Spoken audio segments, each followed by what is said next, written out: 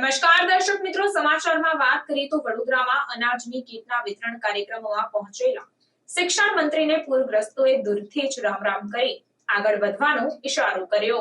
3 દિવસની પૂરની પરિસ્થિતિ બાદ વડોદરામાં ઠેર ઠેર સ્થાનિક લોકો દ્વારા પક્ષ હોય કે વિરોધ પક્ષ તમામ નેતાઓનો વિરોધ કરવામાં આવી રહ્યો છે। ત્યારે વડોદરા શહેરના વાઘોડિયા રોડ પાસે આવેલ સોમનાથ સોસાયટીમાં શિક્ષણ મંત્રી કુબેરભાઈ ડિંડોર અનાજની કીટના વિતરણ કાર્યક્રમ માટે પહોંચ્યા હતા। ત્યારે કાર્યક્રમ સ્થળ પર જઈને દંડક બાલકૃષ્ણભાઈ શુક્લ અને કાર્યકર્તાઓ સાથે બેઠક પણ યોજી હતી, જ્યાં બાજુમાં રહેલી સોસાયટીના રહીશોએ આવીને વિરોધ નોંધાવ્યો। સોમનાથ સોસાયટીમાં તેઓ અનાજ કીટ વિતરણ કરવા માટે ગયા હતા, જ્યાં એક રહીશે તેમને આગળ વધવાનો ઇશારો કરી દીધો હતો અને લોકોની વચ્ચે જ મંત્રીને નીચું જોઈને ચાલતી પકડવાની ફરજ पड़ी હતી। खबरों के लिए चैनल को सब्सक्राइब कीजिए।